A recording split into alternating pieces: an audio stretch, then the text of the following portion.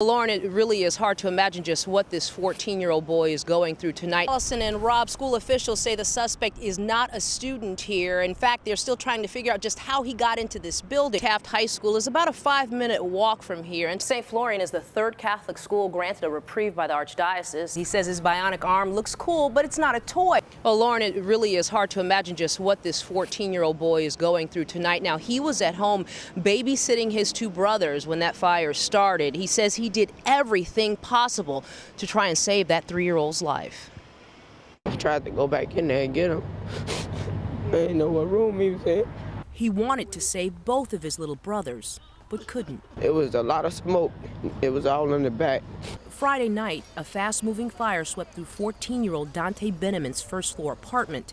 It happened in the 100 block of North Laramie. All of us were asleep, but my little brother got up before us. Benneman says he managed to crawl out of the smoke-filled building unharmed, but both of his brothers were still inside. When I rushed in the crib, the smoke blew me back out. Telvin Wilkins was walking in the neighborhood and tried to help get them out. We run around the back, the whole back on flames, and I'm hearing the baby in there. 3-year-old J. Edwards later died. 4-year-old Divine Enox is in critical condition. He has cerebral palsy and can't walk. Somebody went up in there and ran for him. The fire spread to the adjacent apartment building. Lakeisha Johnson wasn't home at the time, but her mother was. She's in critical condition. I got a call and they said both buildings was on fire and my mom, they had to break the windows to get to her. Just went to go see her, she in ICU. Hey, shorty, I got my shoe. Saturday morning, Benneman walked back into the charred apartment building, looking for anything he could salvage. Okay. A folder and a pair of gray gym shoes is all he carried out. A short time later, firemen went door to door, delivering smoke detectors. Anytime your children pass and fires and things like this is real. It's hard on the neighborhood, hard on the family. And especially hard on a big brother who did all that he could. And tonight, Dante's little brother, his 4-year-old brother, remains hospitalized at Loyola University Medical Center in critical condition. And Chicago police say the cause of this fire appears to be non-criminal, but it remains under investigation. At least 20 other people were displaced by this fire, and they are being helped tonight by the Red Cross. Oh, my God. 7 pieces of her original artwork. Yeah, that one's mine. That's unbelievable. Went missing from a suburban restaurant months ago. Well, this is a happy story for us, and we're finally... Yeah, I'm very happy. Happy it's back. At the 18th District Police Station this morning, artist Susan Walkoff was reunited with her pilfered paintings. But I was thinking, why would they even want to take my art? But they did. The they, an Eastern European burglary ring busted this week by Chicago police. Detectives say they're behind last weekend's high-end watch heist, a treasure trove of loot found in their home, all brought to this near Northside police station where victims can reclaim their stolen items this weekend. Some of the artwork looks to be authentic, with at least 2 of them priced at up to $1 million apiece. Some of the items are autographed by the artist, and there's a watermark that are stamped onto the pieces, which authenticate them. Monica Tomanek came looking for jewelry and other items stolen from her home a few years ago. She left empty-handed, but impressed with all the loot. You guys did a great job. Thank you very much. Wish it was mine. Detectives are working with the FBI to identify some of the high-end artwork that may be authentic. After Sunday, the stolen items not claimed will be moved to an evidence warehouse. Reporting from the 18th District Police Station, Regina Waldrop, NBC5 News. Taft High School is about a 5-minute walk from here, and tonight, many of Eric Lukansky's friends, his classmates, they've gathered here to remember a young man who died trying to cross these train tracks. It's a route that many Taft High School students take every day to get to and from school. This morning, it turned deadly for one of them. It's pretty dangerous, I guess, but you don't think about it.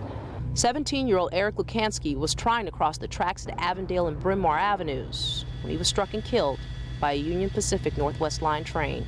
He was headed to school, just 3 blocks away from where he was hit. There are unconfirmed reports tonight that Lukansky was wearing headphones and couldn't hear the train approaching. Some students told us that many of their classmates are not paying attention when they approach those tracks. Yeah, everyone's always with their headphones, not paying attention. They'll just be texting or looking down their phone. Some pay attention, but you know, They just think because of things up, they could just like walk. While the investigation into Lukansky's death continues, parents and students say they hope this is a wake-up call to everyone who might be distracted near train tracks. It really, I guess, opened my eyes to be more careful, I guess. Even the adults, you're too distracted. You don't hear what's going around in your surroundings. Metro officials tell me tonight that train number 605 was traveling at speeds somewhere between 40 and 60 miles an hour. Going forward, Metro officials say they will be handling this investigation. St. Florian has been around for more than 100 years, and when parents and students got news earlier this year that their beloved school would be closing, well, they made it their mission not to let that happen. Some schools, for those of us that don't have children, these are our kids, are like families. And St. Florian's family was about to be ripped apart. I just couldn't believe it. The news came from the Chicago Archdiocese in January. 6 financially struggling Catholic schools would close in June.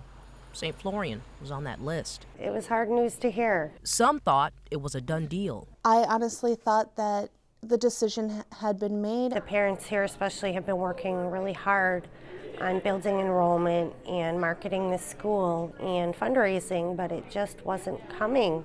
But not students and parents in the Hegwish neighborhood. They quickly jumped into action. They weren't ready to give up. 7th grader Jennifer Dejanovich started a Facebook page. To maybe get people to say, oh yeah, I should donate or I should help out.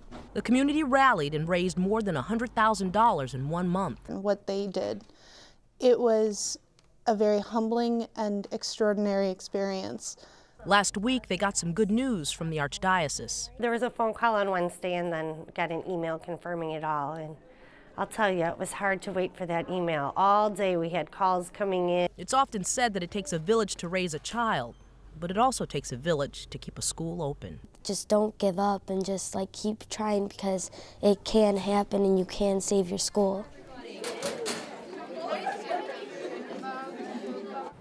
St. Florian is the 3rd Catholic school granted a reprieve by the Archdiocese. Our Lady of Victory on the northwest side and St. Christopher in south suburban Midlothian were also able to keep their doors open thanks to fundraising efforts by parents and students.